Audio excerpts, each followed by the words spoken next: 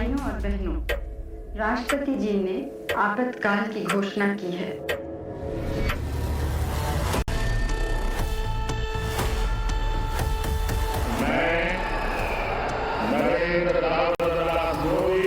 जो भी वो करते हैं संविधान को कमजोर करने के लिए करते हैं। इस समय जो इमरजेंसी चल रही है उसको भी ध्यान में रखना चाहिए। And across India, we are fighting for our constitution.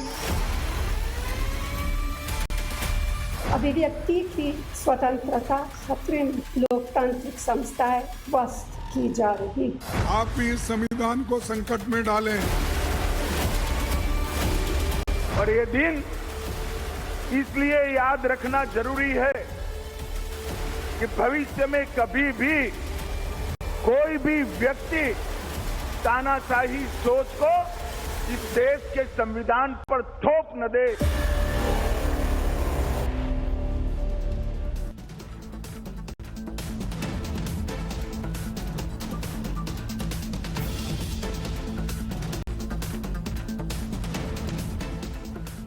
नमस्कार दर्शकों, मैं हूं नाविका कुमार और आप जुड़ रहे हैं मेरे साथ सवाल पब्लिक का शो पर। आपातकाल वर्सेस अघोषित आपातकाल, लेकिन आज ये चर्चा क्यों, आज ये बहस क्यों? क्योंकि आज 25 जून 1975 के 50 साल पूरे हुए हैं। बात भले पुरानी लगती हो, लेकिन मुद्दा आज भी नया है और मुद्दा ये है कि देश की आज की पीढ़ी यानी युवा पीढ़ी को पता हो कि कैसे संविधान का गला घोंटा गया था, कैसे उस समय का पूरा विपक्ष जेल की काल कोठरी में ठूंस दिया गया था, कैसे सरकार के खिलाफ बोलने वाले का मुंह बंद करने की कोशिश हुई, कैसे प्रेस की आजादी खत्म कर दी गई, कैसे खुलेआम मनमानापन हुआ, कैसे किचन वाले सलाहकार हो गए, कैसे परिवार ही सरकार हो गई। खुद आज के प्रधानमंत्री नरेंद्र मोदी को आपातकाल में अंडरग्राउंड होना पड़ा। आज बीजेपी ने द इमरजेंसी डायरीज पुस्तक रिलीज की। इसमें प्रधानमंत्री मोदी की इमरजेंसी से जुड़ी डरावनी यादें हैं। अब ये सवाल पूछे जा रहे हैं कि 50 साल पहले जो किया गया उसमें से आज क्या है? क्या कोई विपक्ष का नेता विरोध करने की वजह से जेल में है? क्या संवैधानिक संस्थाएं स्वतंत्र तरीके से काम नहीं कर पा रही हैं? क्या कोर्ट सबूत गवाह के आधार पर फैसले नहीं कर पा रहा? क्या कोई किचन कैबिनेट है या परिवार ही सरकार है? ऐसा कुछ है क्या आज? क्या लोग सरकार के खिलाफ अपनी बात सामने नहीं रख पाते हैं? अगर नहीं तो फिर अघोषित आपातकाल का क्या आधार है? सवाल दोनों तरफ के राजनीतिक दलों के हैं, लेकिन जो सवाल पब्लिक का है वो अलग है। वो आगे बताने वाली हूं, लेकिन उससे पहले आज ये फैक्ट शीट। बीजेपी के लोग हिंदुस्तान के संविधान को खत्म करना चाहते हैं। छोटी सी बच्ची मुझे कहती है मैं डॉक्टर बनूंगी। मैं जानता हूं क्योंकि वो अति पिछड़े वर्ग की है, वो डॉक्टर नहीं बनेगी। जो बात करते हैं कि संविधान को बदलेंगे, उनको आप बदल डालें। इमरजेंसी 50 साल होने के बाद इमरजेंसी का फिर से वो बार बार दोहरा रहे हैं। खुद पर बात आई तो 50 साल पुराना जख्म क्यों कुरेद रहे हो? वाह खड़गे साहब, ये क्या बात हुई? अभी तो पूरा का पूरा इलेक्शन कैंपेन इस बात पर चल रहा था कि मोदी संविधान खत्म कर देंगे। अभी तो संविधान के साथ फोटोशूट चल रहा था और अब जब मोदी ने सबूत गवाह के साथ ये बताना शुरू किया तो हाय तौबा, ये 50 साल पुरानी बात क्यों बता रहे हो? जो चीज को सभी ने भूल दिया था, ये जो चीज समाप्त हो गई थी, इसको उछालने के लिए वो फिर कोशिश कर रहे हैं। लेकिन बीजेपी संविधान लेकर चढ़ी हुई है। पहले संविधान निर्माता के सो कॉल्ड अपमान के नाम पर लालू यादव को सीधे पीएम मोदी ने कोसा। अब आपातकाल के 50 साल को संविधान हत्या दिवस बना दिया और राहुल प्रियंका के उन सहयोगियों को कटघरे में खड़ा कर दिया जो कल तक आपातकाल की व्यथा काला पानी की तरह सुनाते थे। अब संविधान हत्या की पूछो तो दबी जुबानी बात करते हैं। इंदिरा गांधी ने संविधान का पूरा सम्मान करते हुए ये उस वक्त आपातकाल लगाया था। किसी भी लोकतंत्र में आपातकाल को एक संवैधानिक मान्यता है, तो आप उसे संवैधानिक हत्या दिन या लोकशाही विरोधी दिन नहीं मान सकते। लेकिन बीजेपी फ्रंट फुट पर है। जिस संविधान को राहुल, प्रियंका, अखिलेश हाथ में लेकर संसद में दिखाकर पब्लिक के बीच बोल बोल कर लोगों को मोदी शाह संविधान विरोधी हैं, इस बात की घुट्टी पिलाना चाहते थे, अब उसी संविधान को पलटकर बीजेपी ले आई है और सवालों की बौछार लगा रखी है। एक तानाशाह की सोच को जमीन पर उतारने का वो अध्यादेश अस्तित्व में आया। कई बार इतिहास सिर्फ घटनाओं को नहीं बताता है, वह नियत और नजरिए को भी उजागर करता है। क्या शाह, क्या योगी और साथ में मोदी सब बरस रहे हैं, पूछ रहे हैं। हाँ जी, अब तो बताओ कि संविधान का हत्यारा कौन है?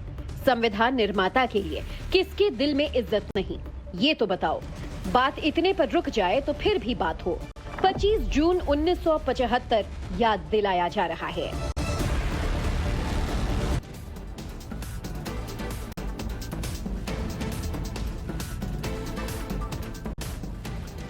तो आज सवाल पब्लिक पूछ रही है। सवाल नंबर 1, संविधान की पिच पर मोदी शाह अपने विरोधियों को घेरने में कामयाब हो पाएंगे? सवाल नंबर 2, आपातकाल वर्सेस मोदी काल, किसने मान रखा, किसने संविधान को ताक पर रखा? सवाल नंबर 3, संविधान खतरे में वाले झांसे में पब्लिक एक बार आ गई, क्या दोबारा विश्वास करेगी या नहीं? यही सवाल आज पब्लिक पूछ रही है और इन सवालों के जवाब देने के लिए आज हमारे साथ जुड़ रहे हैं बीजेपी के राष्ट्रीय प्रवक्ता प्रदीप भंडारी, रतन शारदा जी पॉलिटिकल एनालिस्ट हमारे साथ जुड़ रहे हैं, अमीक जमाई समाजवादी पार्टी के राष्ट्रीय प्रवक्ता, विवेक श्रीवास्तव राजनीतिक विशेषज्ञ हमारे साथ स्टूडियो में, आनंद दुबे जी प्रवक्ता हैं शिवसेना उद्धव ठाकरे गुट के। लेकिन सबसे पहले मेरा सवाल जाता है कमलाकर त्रिपाठी जी को, कांग्रेस के नेता हैं। और कमलाकर त्रिपाठी जी, मेरा सवाल आपसे है, 50 साल हो गए, क्या बचाव के लिए सिर्फ इतना है कि आज भी अघोषित आपातकाल है? आप तब में और आज में फर्क जानते हैं? तब सारे विपक्षी नेता जेल में थे, किसी को बोलने की आजादी नहीं थी। आज देखिए, आज आप है, शो पर है, आप विपक्ष में हैं, बोलने की पूरी आजादी है और आपसे ज्यादा आपके साथ अमीक जमाई हैं, विवेक श्रीवास्तव है, आनंद दुबे जी हैं, 4 विपक्षी, 1 भाजपाई। अब भी कहेंगे अघोषित आपातकाल है?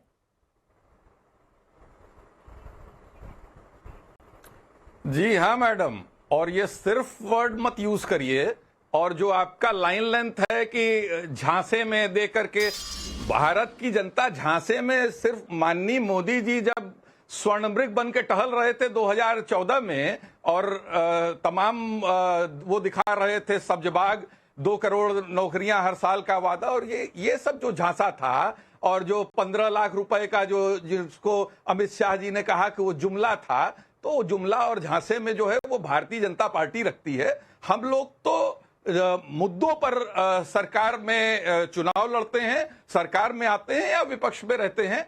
अब आपको मैं बता दूं, मोदी जी ने एक घोषित आपातकाल तो वो तो डिफाइंड था कि वो आपातकाल था। आज के समय में जो हो रहा है उस पर एक शेर कहना चाहूंगा कि दामन पे कोई छींट न खंजर पे कोई दाग, मोदी जी आप कत्ल करो हो कि करामात करो हो। तो बेसिक चीज ये है कि आप अपने आप को पाक दामन रखते हुए भी बैक स्टेज से जो प्ले कर रहे हैं। इस देश में ईडी का डायरेक्टर संजय मिश्रा, उनकी 3 बार जो है वो एक्सटेंशन किया जाता है, जिसको सुप्रीम कोर्ट कहता है कि यह असंवैधानिक है। यहां पर जो व्यक्ति ये दिखाता है कि मोदी जी के अडॉप्टेड गांव में माड़ और नमक जो है वो दिया जा रहा है बच्चों को खाने के लिए मिड डे मील में, उसको जो है वो जेल डाल दिया जाता है। कमलाकर त्रिपाठी जी, कमलाकर त्रिपाठी जी, कम से कम आपने इतना तो माना कि दामन साफ है, दामन पाक है मोदी जी का। जो हो रहा है आपके हिसाब से वो पीछे से हो रहे हैं, लेकिन प्रदीप जी आप ही बता दीजिए, दामन बता पाठ दीजिए नहीं ना है, कि ये दामन पाठ है कि आप खंजर कवायद वाली की जा बात रही कर है। रहे हैं या फिर जो कमलाकर त्रिपाठी जी शेरो शायरी कर रहे हैं उसमें कोई सत्य है? नविका जी, अगर अघोषित आपातकाल होता तो अभी तक कमलाकर त्रिपाठी को पुलिस उठाकर मीसा कानून के अंदर जेल में भर देती। मैं भी एक शेर से शुरू करना चाहता हूं। लोकतंत्र को बेड़ियों में जकड़ा, जनता के अधिकारों को कुचला, इंदिरा गांधी ने आपातकाल लगाया, कांग्रेस को आज तक शर्म ना आया। 50 साल हो गए, अभी तक देश की जनता से इन्होंने माफी नहीं मांगी। मैं बताता हूं असली आपातकाल क्या था इंदिरा गांधी का, नविका जी। 1 लाख लोगों को जेल की सलाखों के पीछे इंदिरा गांधी ने ठूसा था। 250 से ज्यादा पत्रकारों को इंदिरा गांधी ने गिरफ्तार किया था। देर आधी रात बहादुर शाह जफर रोड पे सभी अखबारों की बिजली बंद कर दी थी जिससे अखबार नहीं प्रकाशित हो। 40,000 से ज्यादा मजदूरों को इन्होंने गिरफ्तार किया था। 150 से ज्यादा लोगों को तुर्कमान गेट के अंदर गोलियों से भून दिया गया था, और सिर्फ इंदिरा गांधी की लालसा, तानाशाह की लालसा के कारण। और ये पार्लियामेंट्री डेमोक्रेसी को प्रेसिडेंशियल डेमोक्रेसी में बदलना चाहते थे। मेरे पास उस वक्त का वक्तव्य भी है। बीके नेहरू ने तो यह तक प्रस्ताव दे दिया था कि पार्लियामेंट को खत्म कर दो, इंदिरा गांधी पार्लियामेंट से ऊपर हो जाएगी। और यह सब तभी हुआ था क्योंकि कोर्ट ने इंदिरा गांधी के चुनाव में, जो यशपाल कपूर उनके चुनाव एजेंट थे, उनके द्वारा धांधली को सही पाया गया था। इसीलिए इंदिरा गांधी ने पार्लियामेंट के 5 साल को बदलकर 60 साल तक सत्ता में राज करने का प्रयास किया, संविधान की हत्या करी। और सबसे बड़ी बात नविका जी, जिंदगी का अधिकार, राइट टू लाइफ। अगर कोई कोर्ट में जाता है, वो कहता है, कोर्ट ने सरकार से पूछा कि अगर किसी के पास जीने का अधिकार है और अगर सरकार उससे छीन लेती है तो क्या वो कोर्ट में जाकर कर सकता है? इंदिरा गांधी की सरकार ने बोला नहीं, अपील कर सकता है। यह था इनका आपातकाल, और अभी भी यही सोच है। तभी इलेक्शन कमीशन पे सवाल उठाते हैं, तभी जुडिशरी पे सवाल उठाते हैं, तभी जनता पे सवाल उठाते हैं, क्योंकि ये पहले बूथ लूटते थे, पहले लोकतंत्र को तानाशाही के रूप में परिवर्तित करना चाहते थे। आज जनता का सरोकार नहीं जीत पा रहे, इसीलिए वापस से वही तानाशाही वाली। मैं पूछना चाहती हूं, आज क्या संवैधानिक संस्थाएं नहीं चल रही? कोर्ट देख लीजिए। अब इलेक्शन कमीशन के बारे में अभी कमलाकर त्रिपाठी जी, अमीक जमाई साहब कह रहे थे कि भाई जब वोट पड़ते हैं तो हम आ जाते हैं सत्ता में, नहीं तो हम विपक्ष में बैठ जाते हैं। कहां बैठते हैं? अब महाराष्ट्र के चुनाव 7 महीने पहले हुए थे, आज तक रो रहे हैं, रोज रोते हैं, इलेक्शन कमीशन ने ये कर दिया, वो कर दिया। अभी कुछ ही समय पहले ऑर्डर आया है मुंबई के हाई कोर्ट का, और बॉम्बे हाई कोर्ट ने क्या कहा है कि कोई भी धांधलेबाजी नहीं हुई, कोई धांधलेबाजी नहीं हुई। और ये जो पिटीशन है, ये जो सवाल ईवीएम पे रोज लगाया जाता है, ये साइन ऑफ डेस्परेशन है, ये साइन ऑफ डेस्परेशन है। और अमीक जमाई जी, मैं क्या कहूं आपको, तो क्या ही कहूं, क्योंकि ये तो आपके नेता है ना, ये तो आपके नेता है मुलायम सिंह जी। ये तो आपातकाल में जेल में थे। आपातकाल की घटना, उसकी कहानी अगर आप भूल जाएं तो फिर दुनिया क्या करे, क्या कहे? आज आपातकाल में जिन्होंने आपके नेता को जेल में डाला था, आप उनके मित्र बनकर बैठे हुए हैं। ये कौन सा घोर कलयुग है अमीक जमाई जी? I know you all hate Congress like anything. मेरा सिर्फ कहना यह है कि देखिए, जब हमें they hate me more. मैं बॉयकॉट पे हूं, मैंने उन्हें बॉयकॉट पे नहीं रखा। जेपी नारायण साहब की क़यादत में इस देश में आंदोलन हुआ। मरहूम नेताजी, लालू जी, शरद यादव साहब मरहूम, और आजम खान साहब, 2.5 साल से ऊपर इन लोगों ने, हमारे बड़े लोगों ने, देश के लोगों ने जेलें काटी। राजनारायण सिंह साहब से लेकर जितने भी समाजवादी नेता थे। और उसी समाजवादी आंदोलन की आस्तीन में आरएसएस ने भी एंट्री मारी। आपने अच्छा किया, आज आपने हमारे बड़े भाई रतन शारदा जी को भी बुला लिया। आप जानती हैं, ये जो आज दुकान बीजेपी आरएसएस चला रही है इमरजेंसी के नाम पे, इसका अधिकार इनको है नहीं। क्योंकि बाला साहब देवरस, इनसे पूछिए रतन शारदा भाई से कि इंदिरा जी से मुख्यमंत्री चौहान साहब के जरिए माफी क्यों मांगी थी। इंदिरा जी का जो चुनाव था सर्वोच्च न्यायालय में, जिसको कहा गया था कि चुनाव सही है, उसका समर्थन करने का काम आरएसएस ने किया। तो आरएसएस बीजेपी को तो सबसे पहले कोई अधिकार नहीं है कि इमरजेंसी पर बात करे और अपनी दुकान चलाए। चलो दुकान चला रहे हो, हमारा यह कहना है कि हम जब इमरजेंसी को याद करते हैं तो हम सीखते हैं कि इस देश में तानाशाही नहीं चलने देंगे, इस देश में संविधान को नहीं खत्म करने देंगे। यही तो प्रण है हमारा, आज भी प्रण है। मरहूम नेताजी ने उन मूल्यों के लिए लड़ाई लड़ी, और आज जब इस देश में 14 के बाद का जो आघोषित इमरजेंसी है, आप बताइए, लालू जी पे बेशक नेताजी पर, लालू जी पर यूपी 1 यूपी 2 के दौर में उनके ऊपर केसेस हुए, उसके बाद से लेकर 14 के बाद का जो दौर है, नरेंद्र मोदी जी के सौजन्य से, अमित शाह जी के सौजन्य से लालू जी को जेल डाला गया, तेजस्वी जी को परेशान किया गया, आदरणीय राहुल जी जो एलओपी हैं इस देश के, ईडी दफ्तर में बिठा बिठा के जलील करने का काम किया गया। माननीय आजम खान साहब 2.5 साल से ऊपर से जेल में है, वो 2.5 साल इमरजेंसी में जेल काटे। तो ये जो पूरा देश में हो रहा है, माननीय सर्वोच्च न्यायालय के जज सड़क पे आके प्रेस कॉन्फ्रेंस कर रहे हैं, इंदिरा जी के समय पे जज आके प्रेस कॉन्फ्रेंस कर रहे थे। पूरे मुल्क में जितने हमारे इंडिपेंडेंट इंस्टीट्यूशन से नरेंद्र मोदी ने संविधान के बेसिक स्ट्रक्चर को खत्म करने का काम किया, जिसकी वजह से 2014 से 25 का ये जो दौर है, संविधान को खत्म करने के एवज में पूरी जनता इस तानाशाह के खिलाफ खड़ी हुई। और वाराणसी से जो 1.5 लाख से बचे हैं, दोस्त उन्हें बनाकर बैठे हैं जिन्होंने कभी खंजर घोंपा था। रतन शारदा जी, क्या कहें उनके बारे में, जो अपना ही अस्तित्व भूल गए हों और आज सवाल उठा रहे हों उन पे जिनसे कभी उन्होंने पद्म विभूषण लिया हो। पद्म विभूषण मिला था ना, मोदी जी ने पद्म विभूषण उनकी सरकार ने दिया, वो ले लिया, लेकिन आपातकाल कह रहे हैं मोदी जी ने लगाया हुआ है। अब समझ नहीं आ रहा मुझे ये हिसाब किताब क्या है, आप समझाएं रतन शारदा जी। पहली बात तो बता दूं, जो समाजवादी दल के अभी आए हैं तरुण युवा, उनको पता नहीं है, जो भी पैनल पे बैठे हैं उनमें एकमात्र मैं हूं जो इमरजेंसी की लड़ाई में था, संघ के स्वयंसेवक के नाते, जो जेल गया था। और जेल 1,35,000 लोग जेल में थे, उसे 90% लोग आरएसएस और उससे रिलेटेड संस्थाओं के थे, ऑपोजिशन के नहीं थे। मैंने बाला साहेब दिवस का पत्र पढ़ा, कहीं भी किसी प्रकार की माफी नहीं है।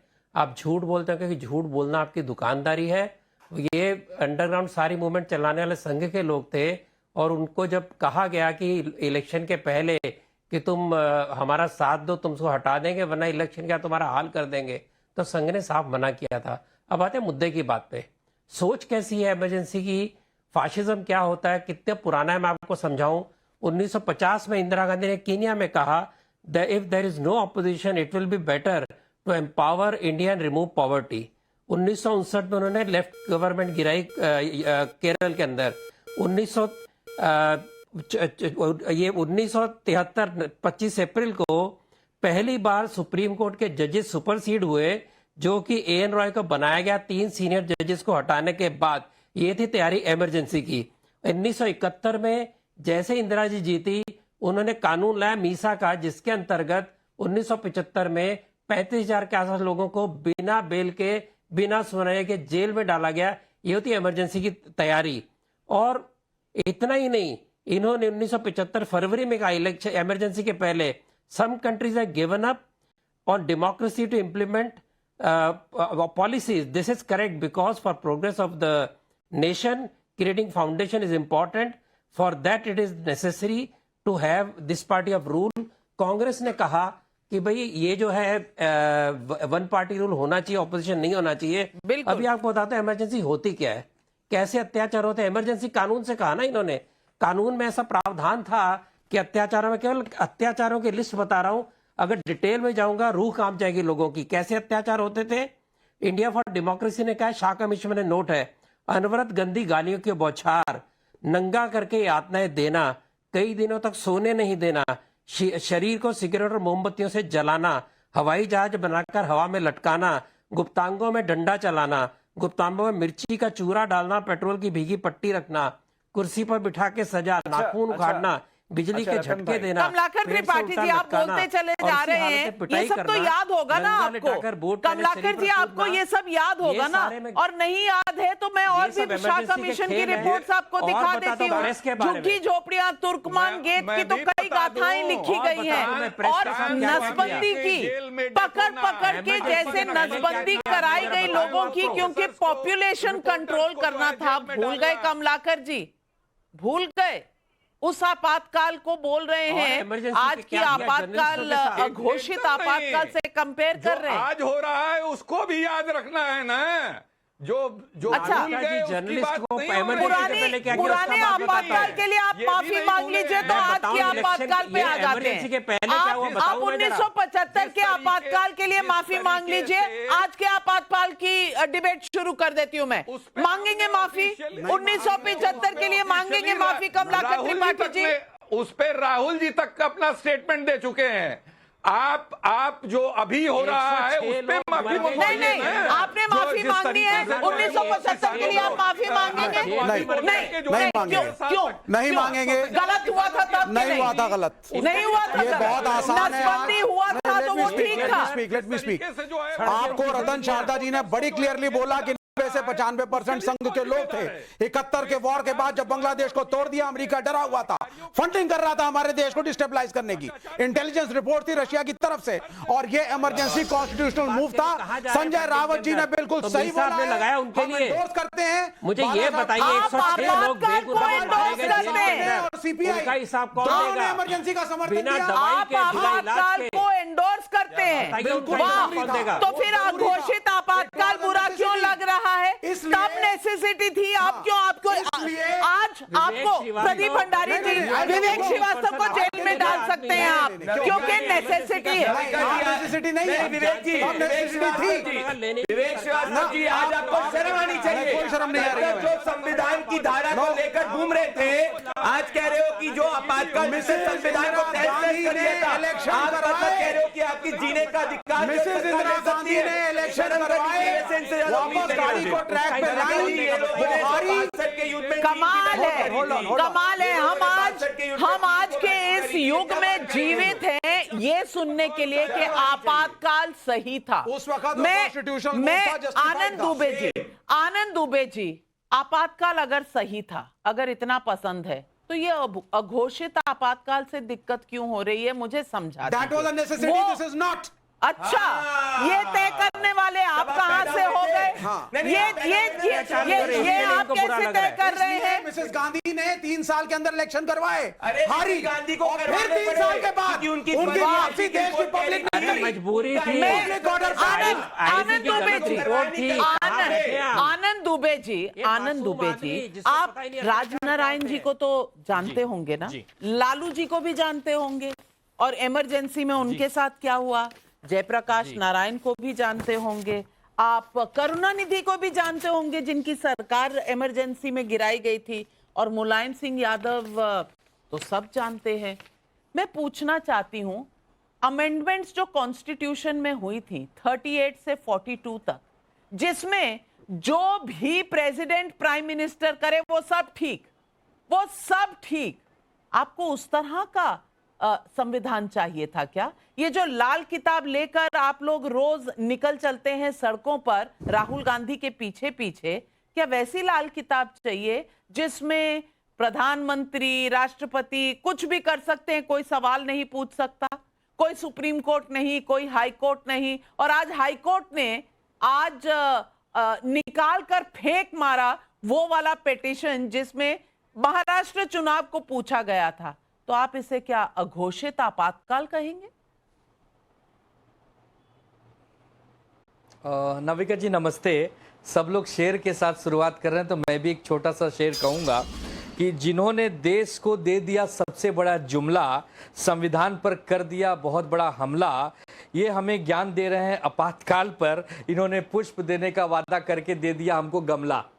तो देखिए ऐसा है, 50 साल की आप बरसी बना रहे हैं, 50 साल की बातों को आप याद करें, ठीक है, जो इतिहास में हुआ है वो याद करना ही चाहिए। हमारे नेता हिंदू हृदय सम्राट बाला साहब ठाकरे जी ने तो उस समय आपातकाल का खुलकर समर्थन किया था, इंदिरा जी के साथ खड़े थे, पूरा देश जानता, और बेबाकी के लिए जाने जाते थे। उन्होंने कहा तो हम तो उनके शिष्य हैं, तो हम तो अपने नेता की बात कहेंगे। उस समय जो इंदिरा जी को उचित लगा उन्होंने किया। आज वो न इंदिरा जी हमारे बीच में, न आदरणीय बाला साहब ठाकरे जी हमारे बीच में है, ठीक है, अब इतिहास है, चर्चा होगी। लेकिन बीजेपी जिस प्रकार गंदी राजनीति करती है, तो 2005 में आडवाणी जी भी जिन्ना के मजार पर गए थे, तो उसकी बरसी भी आज 20 साल हो गई। 2005 में गए थे, 2025 है, उसकी बरसी भी मना लेनी चाहिए। तो ये तो इतिहास है ना, जो हो गया हो गया। अरे आज आप क्या कर रहे हैं, आपको क्यों लाया था? 11 साल से आप देश में हैं, आपने जुमलों की बरसात कर दी, बाढ़ ला दी, आपातकाल तो नहीं कहेंगे, लेकिन आपने उन सब चीजों को कहा पूरा किया जो आपने कहा था। ठीक है, उस समय पत्रकार अरेस्ट हो गए, नेता अरेस्ट हो गए, तो आज क्या हो रहा है? आज चुने चुने लोग अरेस्ट हो रहे हैं। जो बीजेपी की बात नहीं मान रहा, धीरे धीरे उसको अरेस्ट कर लिया जा रहा है। रुक जाइए, आज कौन अरेस्ट हुआ है? आज मजीठिया साहब अरेस्ट हुए हैं अकाली दल के। आपके जो अलायंस पार्टनर है आम आदमी पार्टी के, उन्होंने अरेस्ट किया है उन्हें। ये तो बीजेपी का वहां ना लेना ना देना, ना 3 में ना 13 में पंजाब में। लेकिन वहां की तो घटना आपको दिख नहीं रही होगी ना। आपका चश्मा किस रंग का है? या आंखें मूंद कर बैठे हैं, या आंखें मूंद कर बैठे हैं? आनंद दुबे जी, देखिए तो फिर पूरा देखिए। खुली है, हाँ खुली है तो पंजाब की तरफ देखिए, महाराष्ट्र से दूर है लेकिन दिखेगी। और जनता भी पूछ रही है। ओम प्रकाश खंडेलवाल जयपुर से पूछ रहे हैं, इमरजेंसी में सताए हुए लोग, जेल में डाले गए लोग आज कांग्रेस के साथ हैं।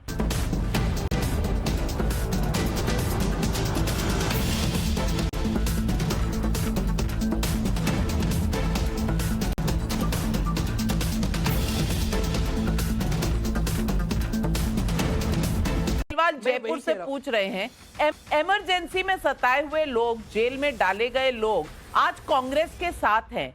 क्या विफलता से मजबूर होकर आज उन्होंने कांग्रेस का दामन थामा है? बताइए जरा अमीक जमाई जी। देखिए, मैं आपसे सिर्फ इतना ही कहना चाहता हूं कि हमारे प्रधानमंत्री नरेंद्र मोदी जी का तानाशाही जो एक रवैया, जो डीएनए बीजेपी आरएसएस में डेवलप हुआ है, उसकी वजह से वाराणसी की जनता ने उनका बुरा हाल कर दिया। 1.5 लाख से बेचारे बचे हैं लोकसभा में। हमारा ये कहना है कि आज आपको सरकार में मौका मिला हुआ है। अभी तक ये जो आरएसएस ने उस जमाने में इंदिरा जी से 2022 का, इंदिरा जी से 2017 का भी चुनाव हारे हैं। आप ज्ञान दोगे? फेल्ड स्टूडेंट ज्ञान देगा, जिसको जो टॉप कर रहा है 3 बार से।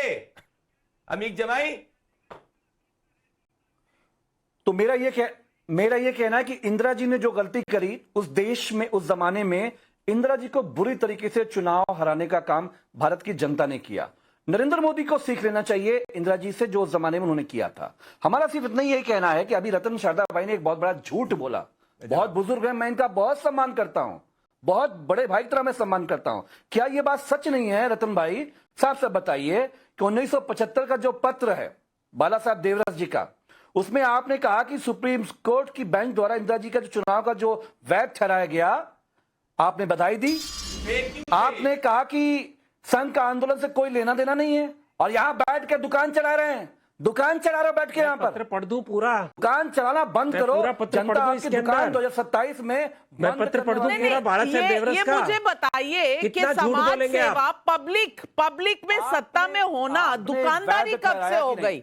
ये समाजवादी पार्टी कह रही है, समाजवाद की जगह आप दुकानदारी नजर आती है। लेकिन रतन शारदा जी, इन्होंने आपसे सीधा सवाल पूछा है, जवाब दीजिए, पढ़कर जवाब दीजिए कि क्या ये सही कह रहे हैं देवरस जी के बारे में? देखिए, पूरा पत्र मैं पढ़ूंगा तो आपका समय नहीं होगा। पूरा 1.5 पेज का पत्र, एक नहीं 2 पत्र है। कहीं भी बाला साहेब देवरस ने माफी नहीं मांगी, और उन्होंने कहा आपके सारे कार्यालय हमारे, जितना मर्जी आप तलाशी ले लीजिए, चाहिए तो फिर बैन करिए, बिना कारण के हमको बैन नहीं कर सकते। और क्या ये सच नहीं कि इमरजेंसी की सारा जो विरोध था, अंडरग्राउंड मूवमेंट का सारा संघ चला रहा था? शिवराम कारंत, कर्नाटक के इतने बड़े साहित्यकार, उन्होंने कहा कि 90% जो काम हुआ सारा संघ के सदस्यों ने किया इमरजेंसी के विरुद्ध। ये मानी बात है, विदेशों की रिपोर्ट है। आप कुछ भी व्हाट्सएप के ऊपर दिखा देंगे, कुछ भी पढ़ देंगे। मैंने कहा पूरा पढ़ के पत्र कोई माफी नहीं मांगी थी। ये क्या है? इनको फर्जियों को मैं वापस से बताऊंगा।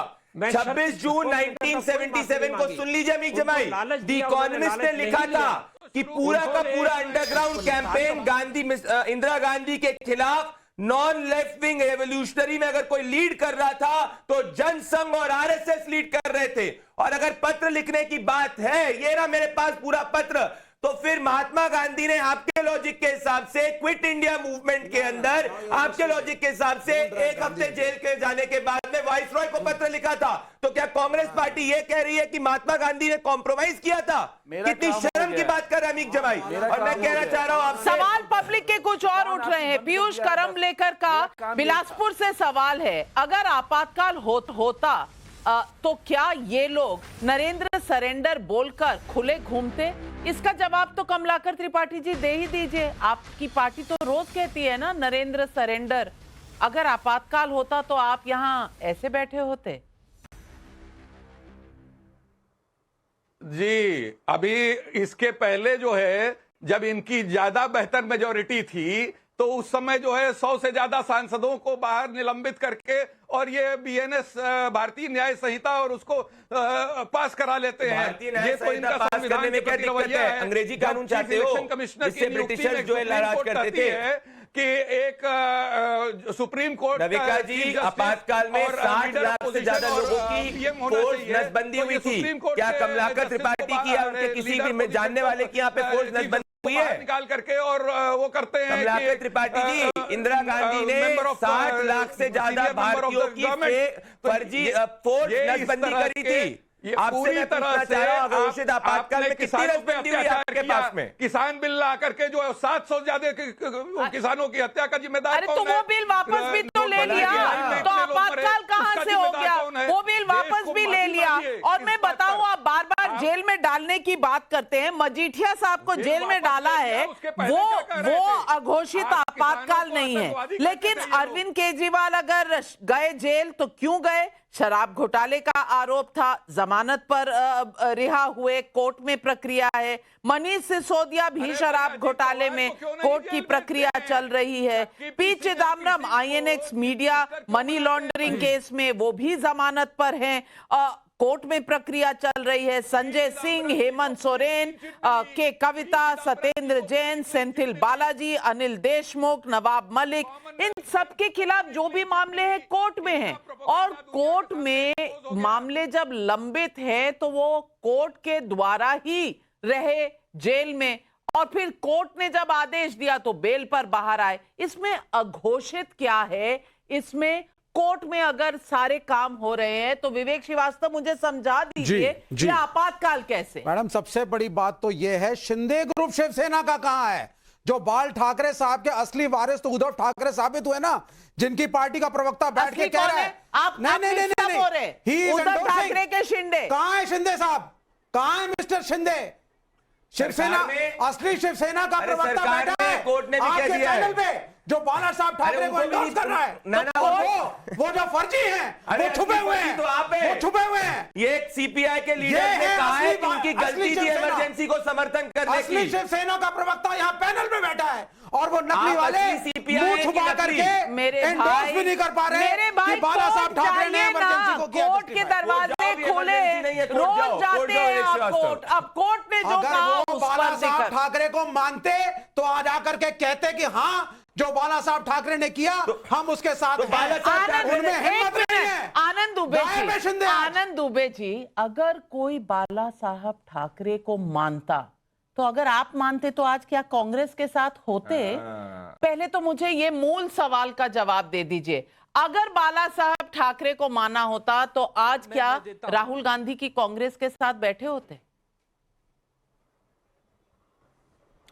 बिल्कुल बैठे होते। आदरणीय बाला साहब ठाकरे जी ने कई बार आदरणीय इंदिरा गांधी जी के विचारों का समर्थन किया है। मुंबई में भी कई प्रसंग ऐसे आए चुनाव में जब कांग्रेस का समर्थन किया है। राष्ट्रपति का चुनाव जब प्रतिभाताई पाटिल जी लड़ रही थी तो समर्थन किया था। प्रणब मुखर्जी दादा जब चुनाव लड़ रहे थे तो समर्थन किया था। मैं तो हैरान हूं, बहुत अच्छा बोला हमारे भाई ने अभी CPM वाले भाई ने कि ये जो नकली शिवसेना के लोग हैं तो गुलाम हैं, और गुलाम अपने मालिक के सामने नहीं बोल सकते, वरना प्रदीप भंडारी जी डांट लगा देंगे गुलामों को। तो गुलाम जो है वो गुलाम केवल तस्वीरों में अच्छे लगते हैं। क्या बोला था? और अगर अघोषित आपातकाल 11 साल से, तो क्यों रहे हमारे साथ अलायंस में? पता है आनंद भाई क्यों रहे हमारे साथ अलायंस में अघोषित आपातकाल में? और अगर अघोषित आपातकाल है तो आपके जैसे ईमानदार नेता विपक्ष में बैठ के बाहर है ना, जेल में थोड़ी है। अगर भ्रष्टाचारी विपक्ष का नेता होगा संजय राउत जैसे तो जेल जाएगा। आपको सुनना चाहिए। जैसा ईमानदार नेता है तो बैठ के हमको क्रिटिसाइज करेगा। विपक्ष दोनों को कहते थे। नहीं आनंद जी झूठ मत बोलिए। मेरे पास पूरा काला चिट्ठा है। ये बाला साहेब ठाकरे जी के पूरे बयानों का चिट्ठा है मेरे पास। मालूम है और बाला साहेब ठाकरे जी ने कहा था देश में नहीं हुए, उन्होंने जीवन में कभी गंदी राजनीति नहीं की, तोड़फोड़ की राजनीति नहीं की। जो मुझसे कह दिया वो किया, और जो किया वही मुझसे कहा।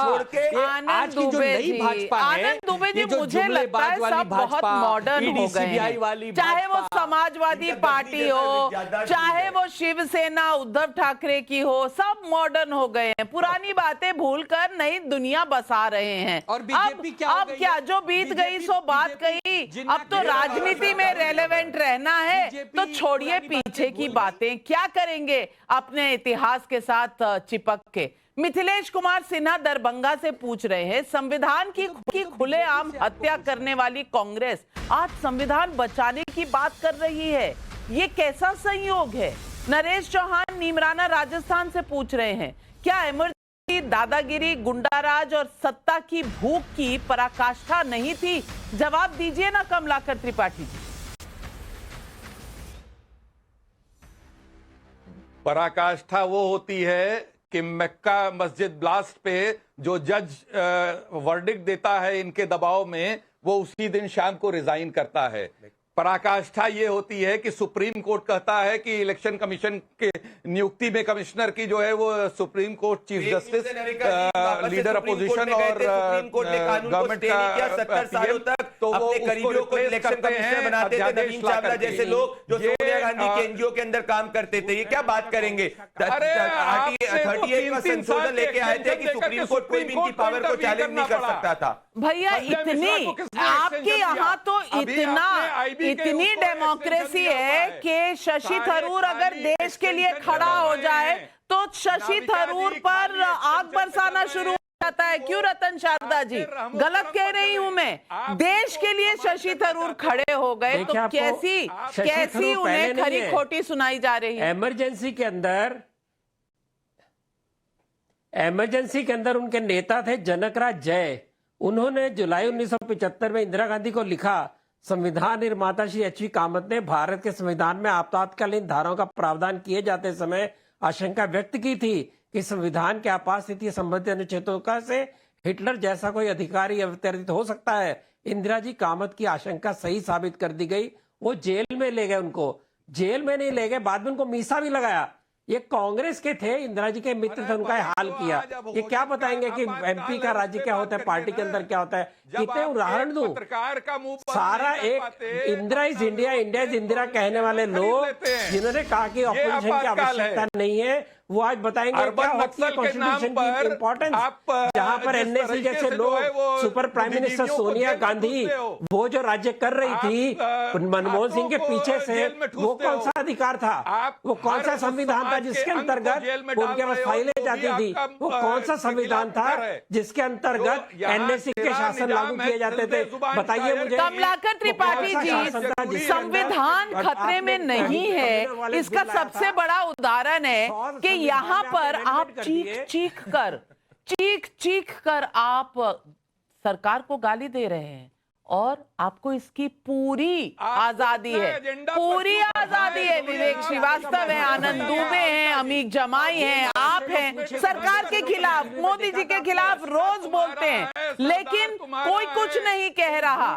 तब जो हालत थी 50 साल पहले, याद करिए, मैं तो उस अखबार में काम कर चुकी हूँ 10 साल। इंडियन एक्सप्रेस के सफेद छपते थे, क्योंकि हर दफ्तर में एक सरकारी अफसर आग लगा दी गई। आप पहले बॉम्बे हाई कोर्ट का जजमेंट पढ़ लीजिए, और जब तक आप जजमेंट पढ़ रहे हैं मैं पब्लिक के सवाल लेती हूं। सुरेंद्र नाथानी का धनबाद से सवाल है, आनंद दुबे जी बस हाँ या ना में जवाब दीजिए, क्या इमरजेंसी लगाना सही था या नहीं? ये पब्लिक पूछ रही है, आनंद दुबे जी हाँ या ना। इमरजेंसी लगाना सही था या नहीं? हाँ, हमारे नेता ने कहा था सही था। हमारे सबसे बड़े नेता कह रहे हैं? आपकी अपनी मति क्या कह रही है? सैनिक है। अरे मैं उन्हीं का शिष्य हूँ, उन्होंने जब कहा सही था। अगर आप उनके शिष्य हैं तो कांग्रेस के साथ कैसे हैं? समझ नहीं आ रहा, आज आप कंफ्यूज्ड हैं। शंकर लाला राठौर का देवास से सवाल है। लालू जी ने इमरजेंसी के बाद ही अपनी बेटी का नाम मीसा रखा था और ये कोई इमरजेंसी के वक्त की तारीफ में नहीं किया गया था। कांग्रेस क्या कहेगी इस पर? अर्चना श्रीवास्तव आंध्र प्रदेश से कह रही है 11 साल के अघोषित आपातकाल के कारण 15 लाख नहीं मिले, इसका इन्हें दुख है, लेकिन दशकों के शासन के बाद भी गरीबी नहीं हटी, इसका कोई दुख नहीं है, क्योंकि ये जो पब्लिक है ये सब समझ रही है। और पब्लिक से हमने सवाल पूछा, संविधान और लोकतंत्र की हत्या में कौन ज्यादा दोषी है? सैंपल साइज 40,000 लोगों का। बीजेपी 19% लोग कहते हैं, कांग्रेस 78% लोग कहते हैं, कोई नहीं 3% लोग कहते हैं। ये जनता की राय है और जनता की राय में अगर आप देखें तो लगभग 80% लोग कहते हैं कि कांग्रेस दोषी है आपातकाल के लिए। तो फिर कांग्रेस इससे कोई सीख लेगी? आज आपातकाल के बारे में क्यों बताया जा रहा है? सिर्फ इसलिए कि एक वो आपातकाल था जब हर ऑपोजिशन के नेता को जेल में डाल दिया गया था, जब पत्रकारों को जेल में ठूस दिया गया था, आम लोगों की नसबंदी जबरदस्ती की गई थी, झुग्गी झोपड़ी बिल्कुल हटा दिए गए थे। आप प्रधानमंत्री से एक सवाल नहीं पूछ सकते थे, प्रधानमंत्री जो भी फैसला ले उसमें कोई दोष नहीं ढूंढ सकते थे, आप सुप्रीम कोर्ट हाई कोर्ट नहीं ले जा सकते थे। वो था आपातकाल। और एक अघोषित आपातकाल की बात होती है जहां पिछले पौने घंटे से सारे विपक्षी नेता बैठे हुए हैं और नरेंद्र मोदी और उनकी सरकार को ठोक ठोक कर क्या क्या नहीं सुना रहे। लेकिन आपातकाल फिर भी नजर आ रहा है। अब कौन सच्चा है कौन झूठा ये तो पब्लिक ही तय करेगी, क्योंकि हर सवाल पब्लिक का होता है और जज भी पब्लिक होती है।